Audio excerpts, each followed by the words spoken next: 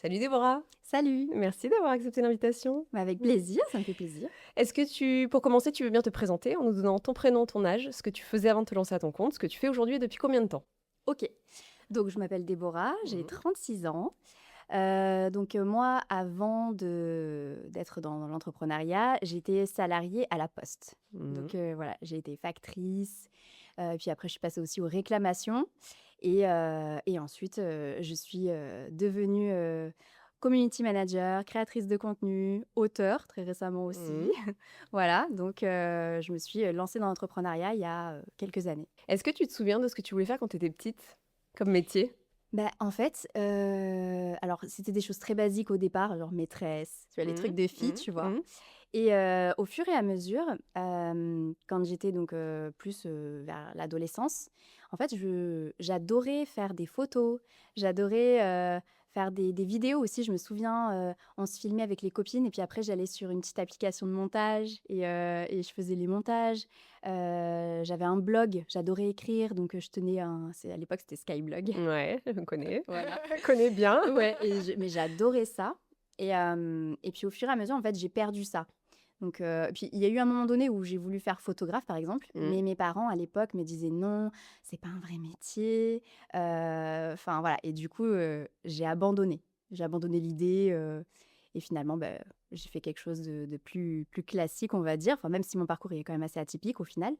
Mais au final, ouais, je me rends compte que plus jeune, c'était déjà là, en fait, c'était déjà en Ouais, moi. il y avait déjà un truc. C'est juste que le métier n'existait pas C'est juste encore. ah pas du tout, bah ouais, Voilà, c'est juste qu'il est... Mais en tout cas, tu étais créative. j'étais créative, Ok. ouais, Tu m'as dit, quand tu t'es présentée en off, que tes parents travaillaient à la Poste. oui, Ta sœur aussi? oui, Tout le monde travaille à la Poste? tout le monde. C'était le modèle, de la famille?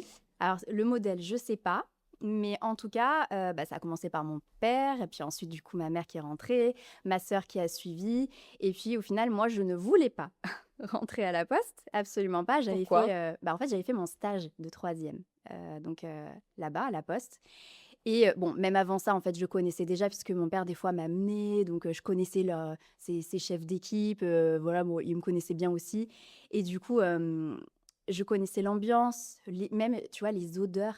C'est une odeur un peu particulière et en fait, j'aimais pas. J'aimais OK. pas Tu pas l'énergie. l'environnement, en fait? J'aimais pas l'environnement, j'aimais pas et puis, tu sais, c'est un milieu, surtout chez les facteurs, malheureusement, mais c'est vrai, c'est un milieu, c'est tout le temps en train de dire un peu des gros mots, c'est en train, tu sais, de faire des enfin, c'est très masculin, mine de rien, même s'il y a beaucoup de femmes aussi, Mmh. mais c'est une énergie que j'aimais pas et je me souviens, après mon stage de troisième, j'avais dit: «Mais moi, jamais je travaillerai à la poste». Mais c'était un déni plus de l'environnement que du métier de ton père et ta mère?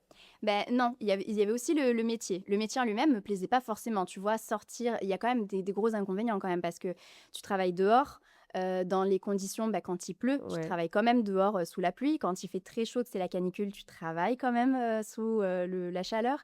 C'est quand même un peu sportif aussi puisque tu as les tournées à piétonnes, par exemple, Ouais. où tu dois quand même bien marcher, voilà, il faut avoir de sens de l'orientation, ce que je n'ai pas. Et finalement, tu vas te retrouver à travailler à la Poste? Et finalement, je me retrouve à travailler à la Poste, mais pas vraiment par choix. Il se trouve que moi, en fait, j'ai arrêté l'école, donc j'étais en première littéraire. Mmh. Et j'ai voulu arrêter parce que je voulais un peu fuir à ce moment-là. C'était une période assez difficile et je voulais fuir en fait la maison, en gros. Et j'ai réussi à partir. Je suis même partie parce que je vis dans le sud, mais je suis partie à Paris, donc OK. assez loin. Et j'ai commencé du coup tout de suite à travailler en fait. Je me suis débrouillée, Oui, donc le monde du travail, tu connais depuis, tes 18 ans, depuis quoi? 18 ans. À OK. l'âge de 18 ans, voilà, je suis arrivée, comme ça, comme une fleur, «Salut», je vois il y avait une pancarte, «Recherche vendeuse», j'ai dit: «Allez, allons-y, quoi» et j'y suis vraiment allée sans expérience, vraiment, en toute naïveté, quoi. Bon, finalement, c'est passé, donc j'ai eu le poste, que j'ai travaillé comme ça pendant un an et finalement, il s'avère que, en fait, j'avais, aussi à ce moment-là, j'avais suivi, en fait, une personne qui était plus âgé que moi, et il s'avère qu'en fait, il était violent. C'était devenu trop dangereux pour moi Et mes parents ont fini par l'apprendre parce que ça, bah, forcément, je le cachais. C'est vrai que je j'ai pas voulu, en parler, certainement par peur ou voilà, par plein Oui, et d'autres, puis tu jeune, je suis ouais, pas sûre que tu saches ce que ça implique vraiment, tu vois, la violence dans un couple et où ça bah, peut te mener, quoi. ouais, en fait, alors si, je pense j'avais conscience parce que c'était quand même assez dangereux, c'était quand même un policier, il avait quand même une arme et il l'a ramené à la maison. Donc en fait, il y a ces moments où il devenait très violent. J'avais peur qu'il prenne l'arme et qu'un jour, je sais pas Ah moi, ouais, tu vois? Donc si, ouais. j'avais conscience du danger vraiment, mais j'avais peur et du coup, ouais, j'en parlais pas jusqu'au jour où j'en ai parlé à un ami, vraiment parce que ça allait pas du tout et lui connaissait mes parents et en fait, bah, il les a alertés. Donc il a bien fait, hein, finalement Ouais, et du et coup, ils donc sont venus me tu chercher. OK. Ouais, ils sont venus me chercher et finalement, je suis revenue donc dans le sud, donc j'avais pas de diplôme, j'avais pas de métier, j'avais plus rien, quoi. Donc j'ai dû repartir, bah, de zéro et là, j'ai dit: «OK, qu'est-ce que je fais?» Et du coup, sur le moment, j'ai dit: «Bah, je vais reprendre, et je vais passer le bac, bah, avec le CNED». Bah, à ce moment-là, Mmh, c'était mmh. le CNED et hem et je me souviens, bah, mes parents, ils disaient: «Non, mais là, tu as trop de lacunes, ça va être trop difficile» et moi, à ce moment-là, j'étais encore, assez,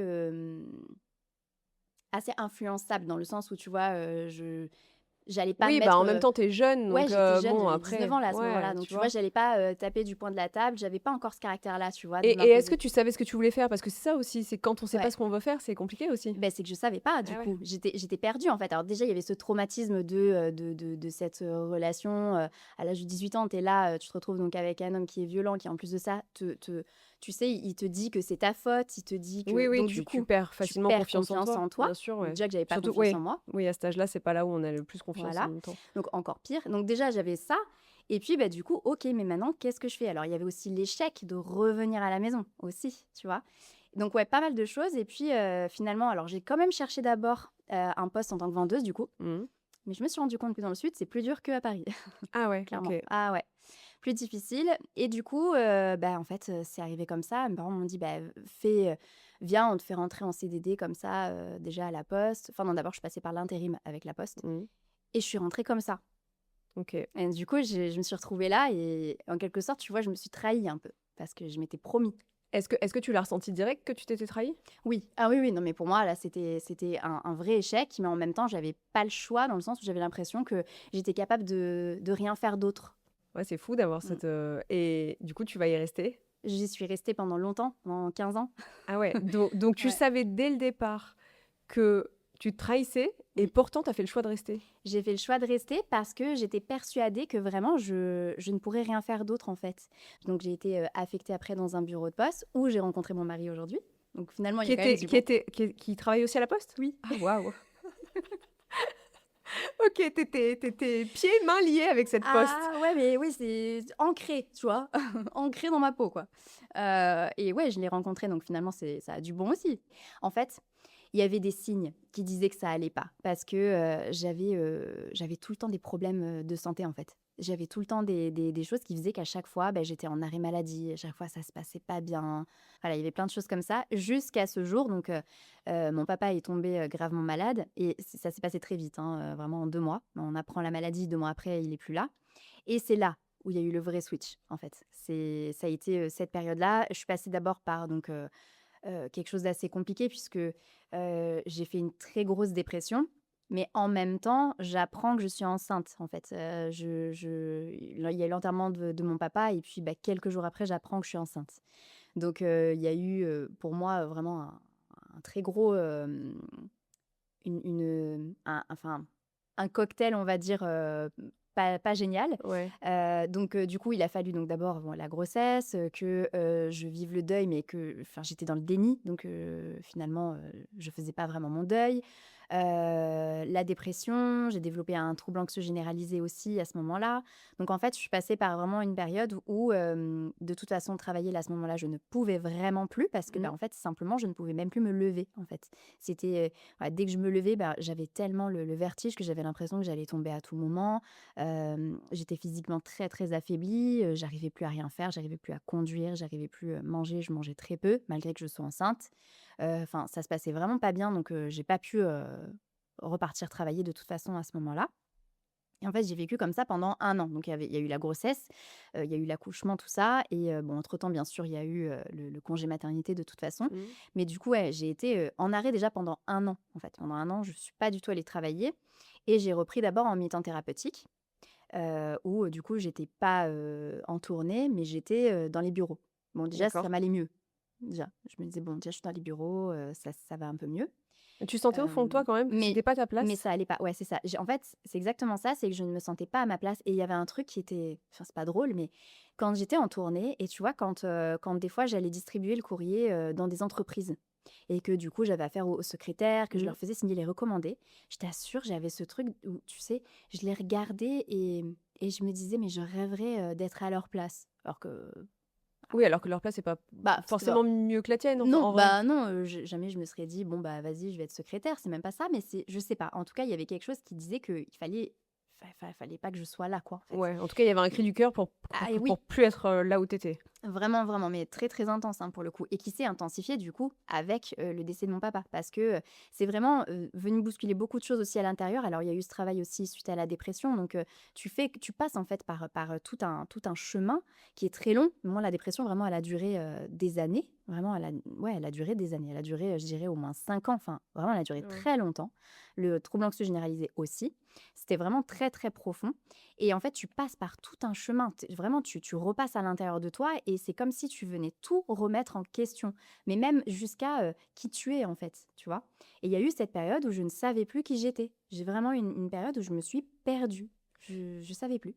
Est-ce que tu penses que tu t'es perdue ou en fait, tu t'es déjà juste jamais trouvée parce qu'en fait, tu avais suivi un chemin qui n'était pas forcément le tien, quoi? Ouais, ben c'est exactement ça. Je pense qu'en effet, je m'étais jamais vraiment trouvée et je pense que j'ai été dans le déni tout le long. C'est-à-dire que j'étais pas dans «la bonne vie» entre guillemets Ouais, et tu et t'étais persuadée et je que tu m'étais étais persuadée. là où tu devais être, quoi? Ouais, en fait, je me suis persuadée que, ben et puis même c'est même plus que ça, c'est je me suis dit: «Bon, bah, c'est pas grave, c'est comme ça».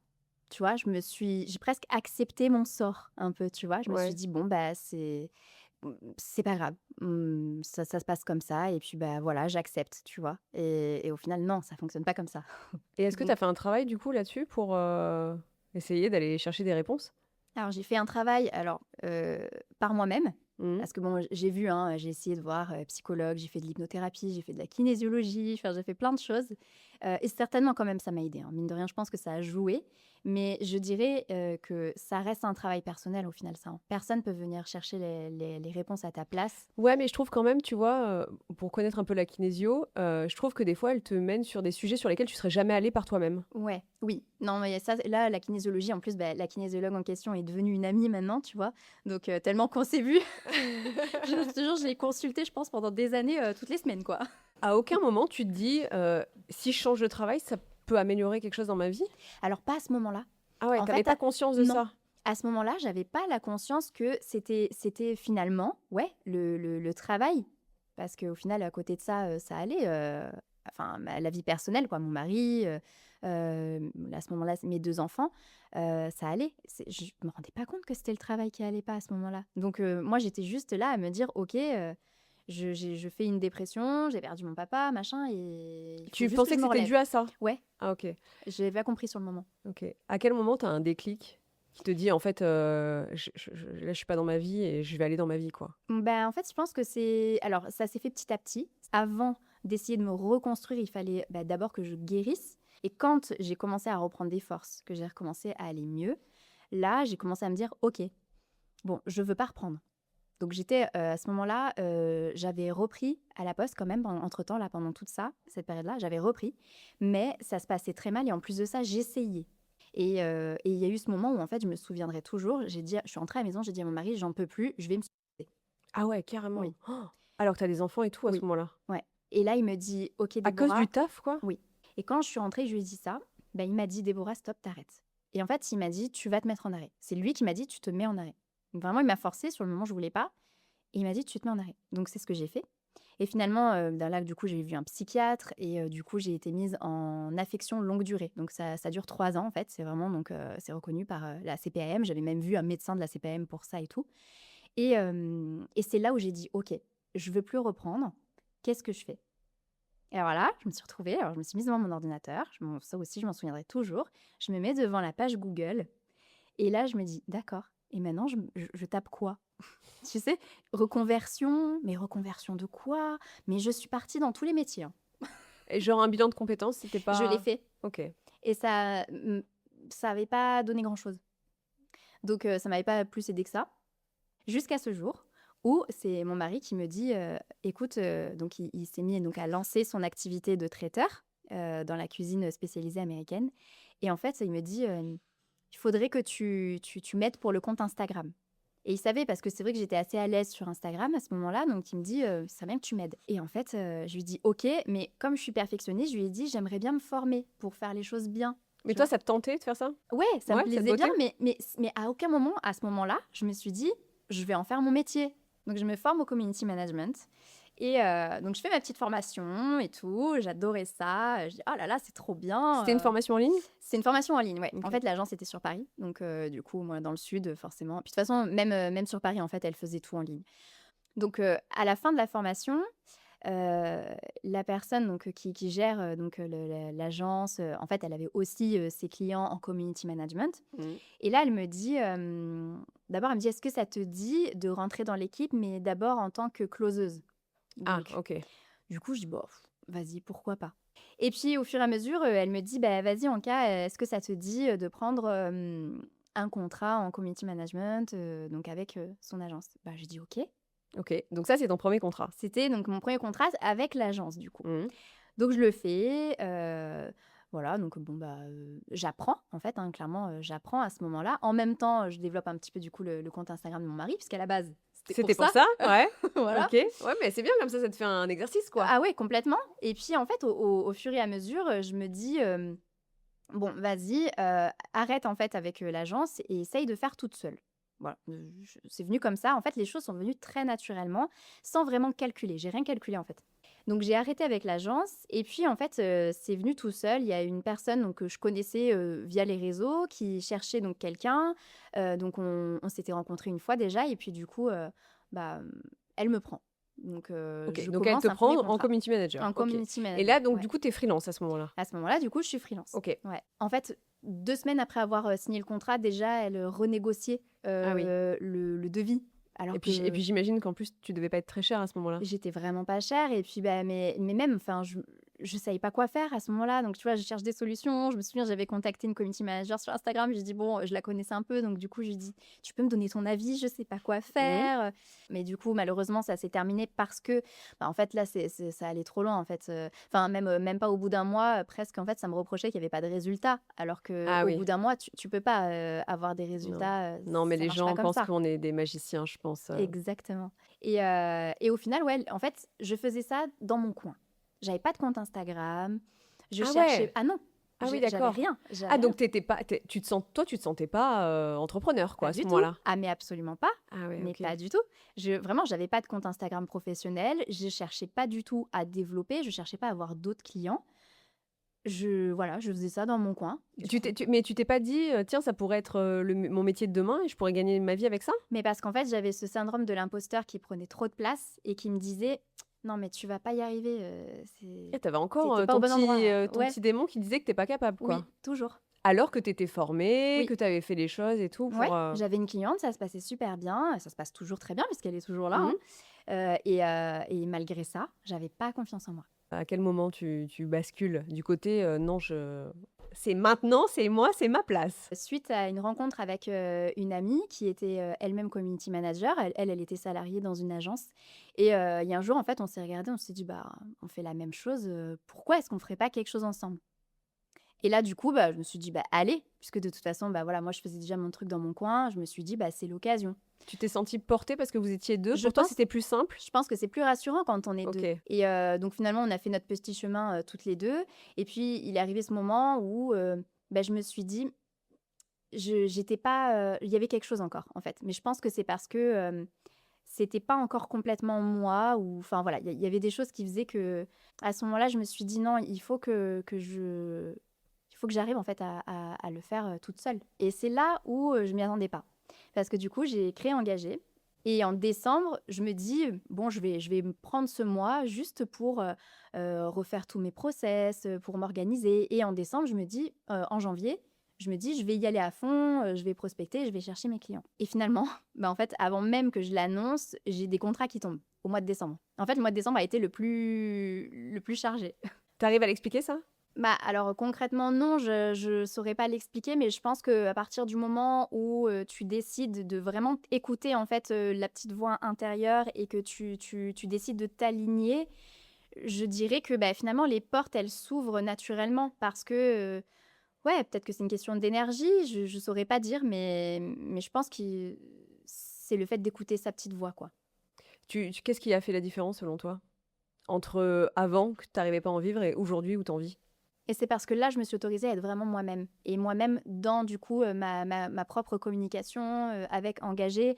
En fait, avec engagé derrière, le mot engagé pour moi, il est important parce qu'il y a aussi une association avec ce que je fais sur mon autre compte, on va dire entre guillemets «influence». On va en parler. Voilà et du coup, sur ce compte-là, je suis très engagée et en fait, d'ailleurs ce mot m'est venu mais vraiment, naturellement dans ma tête. Je me suis dit: «Mais oui, mais c'est ça en fait». Alors je sais que tu as un second compte, du coup, un compte, perso que tu as commencé en quelle année, tu saurais dire? Alors lui, ouais, je les connais. J'ai démarré, Tu l'as démarré avant de faire du community management et ouais, compagnie? oui, oui, oui, bien avant, OK, bien, bien avant. mais est-ce que c'était de l'influence déjà ou c'était juste un compte privé, enfin un compte Non, personnel, franchement, quoi? c'était un compte personnel, vraiment, OK, c'est le seul endroit où en fait, j'étais moi, en fait, tout simplement et il est arrivé ce moment où avec, donc mon fils, donc la grossesse dont je parlais, pendant, le décès de mon papa, donc mon fils enfin, il a pas développé, il a, une neuroatypie, donc il a un TDAH, il a un TOP et il se trouve que au final, j'en ai parlé comme ça, en fait. Juste, parce que j'ai voulu partager un jour, un moment où il était très anxieux, et j'ai partagé une vidéo comme ça et en fait, d'un coup, j'ai pas compris ce qui se passait. Il y a eu plein de personnes qui sont arrivées, plein de personnes qui ont commencé à m'écrire, donc des mamans et là, je me suis dit: «Waouh!» ah ça fait un écho en fait de fou. En fait, tu as partagé un truc privé et puis ça a fait un écho? Ouais, en fait, je pensais être seule à vivre ça et je me suis dit: OK. «Bah, je vais le partager» et là, je me rends compte que non, pas du tout. On est une armée, en fait, à vivre la même chose. Ça a démarré comme ça. Comment ça se fait que tu fais le choix de parler de cette chose qui est très privée, on va dire? Mais parce que alors, pour le coup, j'ai jamais eu de mal, à parler, des choses, Qui était pas f compliquée pour ouais, toi? pas forcément jolies, en fait, tu Mmh. vois? J'ai jamais eu de mal, en fait, à parler des faiblesses, en fait, Mmh. tu vois? En Et même du temps, tu montres coup juste la réalité, oui tu vois? et Sans se cacher derrière un voile, beau de Instagram, quoi. c'est exactement ça et moi, c'est ce que j'ai toujours d'ailleurs, prôné, c'est, OK Instagram, c'est soi-disant beau, on est censé faire des belles photos, c'est censé être la vie de rêve et tout et moi, j'ai dit: «Non, en fait, c'est pas la vraie vie, on sait Mmh. très bien que c'est pas la vraie vie». Ça t'a permis aussi d'écrire un livre, du coup? Oui, Ouais. ouais. Tu nous en dis un peu plus? Bah, du coup, on m'a contactée, c'est une maison d'édition qui m'a contactée, pour me proposer d'écrire un livre sur notre histoire. Donc j'ai tout de suite dit oui parce que j'ai toujours rêvé d'écrire un livre. Donc Trop bien. ouais, c'est fou et du coup, oui, j'ai écrit donc un livre qui s'appelle Ni fou ni mal élevé et dedans, bah, voilà, je raconte notre histoire. Donc ça part du décès de mon papa, puisque pour moi, en fait, l'histoire vraiment part de là. OK. Donc du coup, Mmh. ça part de là et ensuite, bah, j'explique, voilà, la grossesse, comment ça s'est passé parce que pour moi, il y a Un lien, c'est ce que certainement un j'allais te lien. demander, ouais. Ouais, et puis ensuite, bah, voilà, la découverte, le diagnostic, le parcours, et puis après aussi, il y a toute cette partie où je parle de ma propre réflexion, de mes recherches et de ce que j'ai compris aussi, tu vois? Tout ce que j'ai compris autour de tout ça et voilà, donc il était important pour moi ce livre. Aujourd'hui, tu as une communauté de plus de 50 000 personnes. Oui. Qu'est-ce que ça représente pour toi? Bah, c'est alors, j'ai encore un peu du mal parce que moi, quand je voyais les comptes à 50 000 abonnés, je me disais: «Waouh, c'est C'est genre, fou. je me suis dit, je sais pas, c'est des stars», tu vois? Et en fait, aujourd'hui, je me dis: «Ah ouais, c'est dingue, en fait, qu'il y ait autant de personnes», tu vois? J'arrive pas à m'imaginer et en même temps, bah, c'est beau, en fait, je me suis attachée. En fait, je m'attache à ma communauté, même si on se connaît pas et que finalement, c'est que virtuellement. Je discute avec, certaines, d'entre elles et vraiment, je me suis très attachée, en fait, à à ces personnes, Mmh. tu vois? Ça t'a permis de développer des contrats et des collaborations, ce compte, Oui, aujourd'hui? Tu ouais. peux nous en dire plus un peu? Comment ça se passe? Comment ça s'est développé? Est-ce que tu te sens légitime de ce côté-là, plus que du côté, vraiment pro? Je me suis pas sentie tout de suite légitime. Sur le moment, quand les premiers contrats sont arrivés, j'ai dit: «OK, C'était comment on quoi fait?» ton premier contrat? Alors le tout premier, alors lui pour le coup, j'avais que 1 000 abonnés, enfin Mmh. que, c'est déjà beaucoup quand même 1 000 abonnés quand tu y penses, et c'était un contrat avec, Twist Shake. Donc tu sais, c'est une marque, pour, les bébés. Parce qu'entre temps quand même, j'ai eu mon troisième enfant aussi. OK. Mmh. Et ça s'était super bien passé. En fait, au début, c'était des collaborations en gifting. Donc OK. c'était, tu Donc ils vois, te des donnent des échanges, cadeaux voilà. et pas ils te payent pas? Et voilà, OK. il me paye pas et moi, j'en parle. Donc à la limite, déjà, bon, tu te dis: «Bon, puisqu'il me paye pas, déjà, ça va». Tu as moins cette pression quand même. Ouais. Mais je saurais pas me souvenir du premier contrat où j'ai été rémunérée. Je me souviens plus, Il y en a tant que ça? Bah, ouais, il y en a eu mine de rien maintenant. Est-ce que l'influence, ça vient ajouter un revenu supplémentaire? Parce qu'aujourd'hui, tu as engagé, mais tu as aussi l'influence. Est-ce que tu te sens plus en confiance d'avoir 2 entrées d'argent de 2 sources différentes? Alors oui, forcément, ça aide aussi en effet, même si aujourd'hui la partie, alors je mets des grosses guillemets avec influence parce que j'aime pas le terme, Oui. influence, vraiment Mmh. parce que je me considère pas, Créatrice de contenu. ouais, franchement je me considère pas comme une influenceuse et même au niveau des collaborations, c'est pas pour influencer les gens, tu vois? Donc je j'aime pas trop le terme, mais en tout cas ce qui est sûr c'est que oui, aujourd'hui je gagne quand même un peu d'argent aussi avec ça, mais beaucoup moins qu'avec, bah, engagé. Mmh. Pour moi, en fait, c'est mon activité principale, engagée. Ouais. Tu te sens à ta place aujourd'hui? Franchement, aujourd'hui, oui, maintenant, là, je peux le dire, je me sens vraiment à ma place. Là, je sais que je suis au bon endroit, vraiment. C'est quoi ton plus gros défi aujourd'hui? Ça serait évidemment de me développer et puis, bah, pourquoi pas essayer, si je pouvais atteindre les 10 000 € de chiffre d'affaires, ça serait cool. Ouais. Donc, ouais, ça, je peux me lancer un défi comme ça, à la limite. Est-ce que tu penses que tu pourrais les atteindre seule ou il faudrait quand même que tu délègues? Parce qu'il y a Je- ça aussi, ouais. il y a une manière de on veut faire plus, mais à un moment, on peut pas tout faire non plus seul. Ouais, c'est ça. En fait, là, je sens que je commence à arriver, en fait, là, à ce stade où je me dis: «OK, là, ça devient difficile de tout porter toute seule» et je sais qu'il va arriver ce moment où il va falloir que je le fasse, mais c'est encore une autre étape Mmh. et peut-être que le premier défi, ça va être ça. Ça va être d'apprendre à déléguer. OK. Mmh. Comment tu vis avec la solitude? Ah, la solitude, elle est bien comme en même temps, elle est, super, Pesante? lourde. Ouais, très pesante donc c'est vrai qu'il faut, je trouve qu'il faut se forcer, en fait, parce que tu peux vite tomber dans ce piège, du coup, de rester comme ça donc il faut en être consciente et il faut se forcer, donc à continuer, faire du coworking, bon, il y a aussi, Laura que je sais que tu Mmh. connais de Synergie Féminine aussi donc voilà, tu vois, Oui, il faut de continuer à réseauter, ouais, de à continuer sortir. à réseauter, voilà, bah, je travaille aussi par exemple là avec, une photographe aussi, donc ça permet, bah, de faire du coworking ensemble et puis de travailler aussi sur, on travaille sur un contrat toutes les 2 ensemble. Donc en fait ça permet aussi de sortir un petit peu quand même de cette solitude. Mais c'est vrai que la plupart du temps, bah, moi je travaille de la maison Mmh. et la plupart du temps je travaille derrière mon ordinateur. Ouais, c'est lourd. Déborah, on arrive sur la dernière partie du podcast avec un petit jeu questions-réponses spontanées, OK? OK. Allez, c'est parti. Ton passe-temps favori du moment? Aller me promener dans les vignes, Un rituel quotidien indispensable? me mettre dans la voiture et rester toute seule et n'entendre que le silence. Ta plus grande force aujourd'hui? La résilience. Un rêve pas encore réalisé? Partir à New York avec toute ma famille. Ton plaisir coupable après une grosse journée? Me poser devant la télé. Si tu devais résumer ton parcours en un mot? Je sais pas, je dirais puissant. Une croyance que tu as complètement déconstruite? Que je ne suis pas capable. Ta boisson préférée? Le thé. Le truc que personne ne voit dans ton quotidien d'entrepreneur? Les heures et les heures et les heures et les heures et les heures de travail. Le message que tu veux faire passer aux mamans? Ce que j'aimerais leur dire, c'est que c'est pas inné, déjà la maternité, la parentalité, il y a pas de règle. Parfois ça peut être difficile, quand en plus, bah, voilà, il y a des enfants, qui ont des difficultés. C'est parfois, heu, culpabilisant aussi parce qu'on a l'impression, de pas savoir faire ou de ne pas y arriver. Et j'ai envie en fait, simplement de dire que c'est OK en fait et qu'il suffit simplement de juste, accepter que bah, parfois, c'est pas évident, que c'est pas un rôle, facile et qu'on a le droit des fois, en fait, de simplement, en fait, ouais, heu, ne pas avoir toutes les réponses et ne pas savoir, toujours, comment faire, en Mmh. fait. Et c'est tout simplement, OK et c'est humain et il faut pas culpabiliser. Ton quartier préféré de Toulon? Le Mourillon, Travailler seul, liberté ou solitude? les 2. Ce que ta communauté t'a apporté de plus précieux? L'amour, quoi, l'amour, la sororité. Déborah, dans 5 ans, elle est où?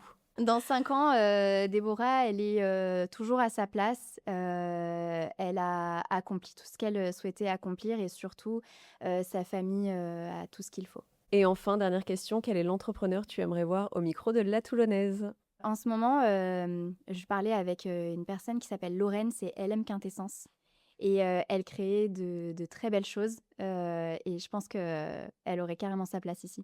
Merci beaucoup, Déborah, d'être venue nous partager toute ton histoire. Mais avec plaisir. Je pense qu'il pourra faire écho à beaucoup de femmes qui, des fois, se sentent perdues et qui se sentent pas à leur place et qui, pourtant, en ayant juste confiance en la vie, finit par faire sa Oui, place. Je suis très heureuse, en tout cas, que tu aies trouvé la tienne. Je te souhaite plein de réussites pour la suite et je te merci. dis à très bientôt. Bah, merci beaucoup. À bientôt.